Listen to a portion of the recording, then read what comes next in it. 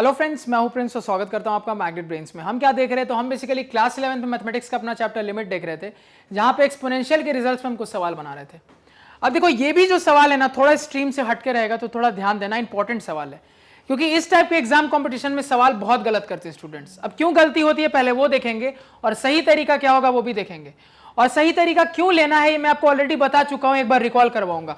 बहुत important lecture, ध्यान देना। अब देखो, सबसे पहला काम, कोई भी सवाल दिखे एक्स की वैल्यू डाल के देखते हैं हो क्या रहा है। जैसे एक्स की वैल्यू डालेंगे तो e की पावर 0 1 -1 माइनस 0/0 का स्क्वायर 0, यानी कुल मिला के 0/0 का फॉर्म आ रहा है। फिर से क्या आ गया मेरे पास, 0/0 का फॉर्म। अब सवाल उठता है बनेगा कैसे। अब देखो, यहां पे नॉर्मली जब मैं सवाल को देख रहा हूं तो मुझे इसमें e की पावर x टाइप की चीज दिख रही है। अब जैसे ही e की पावर x टाइप की चीज दिखेगी और तुम बनाने जाओगे नॉर्मल तरीके से, यानी कि सर मुझे पता है limit x tends to 0, e की power x -1 by x type की चीज का जो रिजल्ट आता है log e to the base यानी कि 1 आता है, सर मुझे पता है। तो देखो, उस कंसेप्ट को यहां अप्लाई करोगे तो क्या प्रॉब्लम होगी, बहुत ध्यान से देखना। और क्यों अप्लाई नहीं होगा आपको अपने आप समझ में आ जाएगा थोड़ी देर में, ध्यान से सुनो मेरी बात को। तो जैसे ही मैं अप्लाई करूंगा तो मुझे क्या दिख रहा है, लिमिट x टेंड्स टू 0, यानी अभी हम रॉन्ग अप्रोच पे बात कर रहे हैं। यह आपका हो गया e की पावर x -1, इतना है। अब मैंने आपको क्या सिखाया था कि मेरे पास चीजें सेट फॉर्म में है। अब इसको क्या चाहिए, डिनोमिनेटर में x है क्या, हम मानेंगे नहीं है, तो जबरदस्ती लाया। अब लाया है तो हटाना भी पड़ेगा, हटा भी दिया। और इधर क्या है, -x divided by x square है। अब इसकी वैल्यू हम जानते हैं log e to the base यानी कि 1 होती है, यानी ये तो 1 बन गया। तो 1 इंटू एक्स क्या हो गया, आपके पास x हो गया। तो आपके पास आ रहा है x - x by x square, यानी कि आप जैसे x की वैल्यू 0 डालोगे तो x - x क्या हो गया, ऊपर 0, डिनोमिनेटर में 0 का स्क्वायर 0, यानी फिर से 0/0 फॉर्म आ गया। यानी बिल्कुल सही सोच के सही चल रहे थे, उसके बाद भी हमारा रिजल्ट नहीं निकल के आ पाया। आखिर क्या प्रॉब्लम हो गई, आखिर क्या इशू क्रिएट हुआ कि प्रॉब्लम हुई, मैं आपको समझा दूंगा अभी 2 मिनट में। पहले इसको नोट डाउन करके क्रॉस कर लेना और लिख देना रॉन्ग अप्रोच।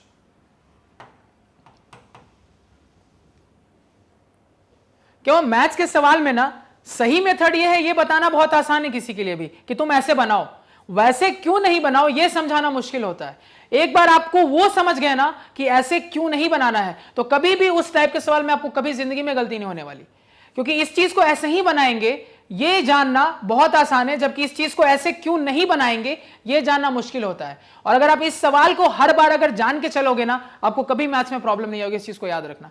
क्योंकि जब आप हायर क्लास में जाते हो ना तो मेथड्स बहुत सारे हो जाते हैं, तो कब किसको अडॉप्ट करना है किसको रिजेक्ट करना है ना, ये डिसाइड करने के लिए क्लैरिटी चाहिए, क्लैरिटी ऑफ थॉट्स। वो आती है प्रैक्टिस के साथ, एक्सपीरियंस के साथ। एक्सपीरियंस भी आता है आपका प्रैक्टिस के साथ, यानी कि अल्टीमेटली हर चीज घूम फिर के प्रैक्टिस पे आती है। तो मैथ्स में अगेन बार बार इसलिए लोग कहते हैं जितना ज्यादा प्रैक्टिस करोगे उतना ज्यादा आप अच्छे बनोगे, क्योंकि सारी क्वालिटीज जो है ना आपकी प्रैक्टिस में ही हिडन है।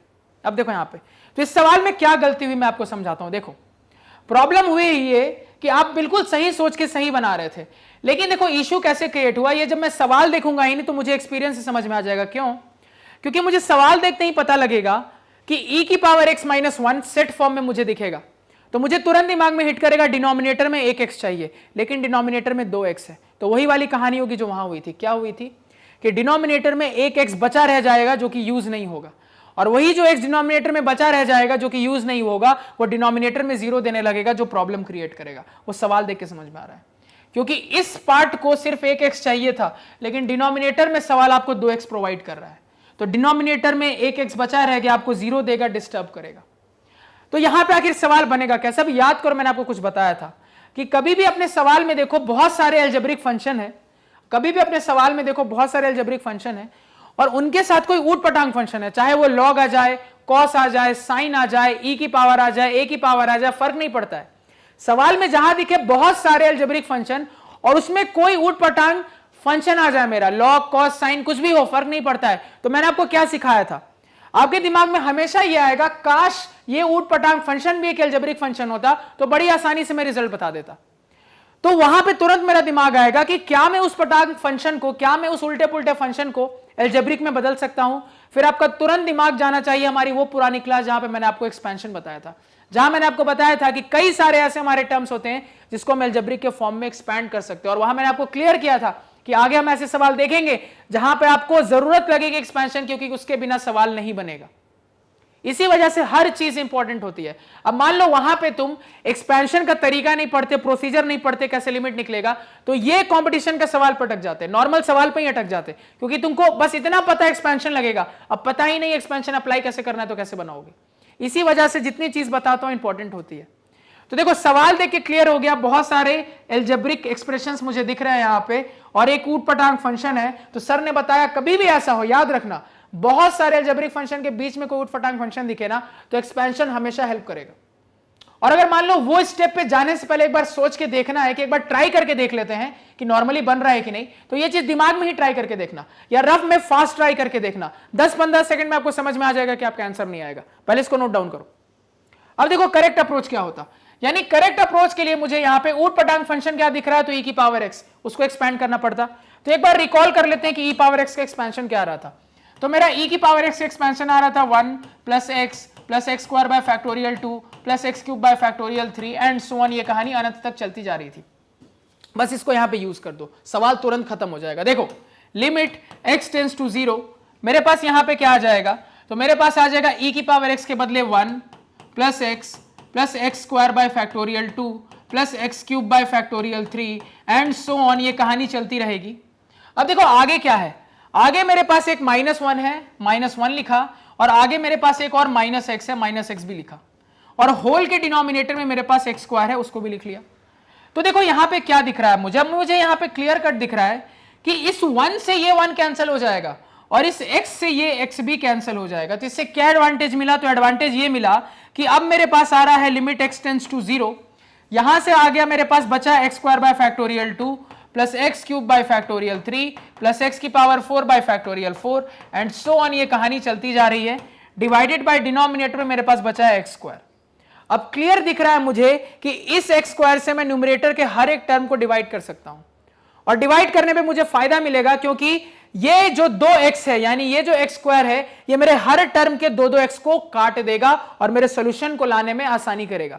यानी इस चीज को मैं अप्लाई करूं यहां पे तो क्या लिखूंगा, लिमिट x टेंड्स टू 0, यहां पे मैं लिख दूंगा x स्क्वायर डिवाइडेड बाय, देखो x स्क्वायर को पहले टर्म को दिया तो फैक्टोरियल 2 × x स्क्वायर पहला टर्म आया, उसके बाद प्लस अगला टर्म है मेरा x cube by factorial 3 × x square, इसको दिया डिनोमिनेटर में, प्लस इसी तरीके से इसको दिया। इस तरीके से ये कहानी आपकी क्या होगी, चलती जाएगी सो ऑन। तो यहां से क्या दिख रहा है, इस x स्क्वायर से ये x स्क्वायर कट गया पहले टर्म में, दूसरे टर्म में x स्क्वायर से 2x कट जाएगा, 1x बचा रह जाएगा, फिर यहां पे x स्क्वायर से 2x कट जाएगा, 2x बचा रह जाएगा, और कहानी चलती जाएगी।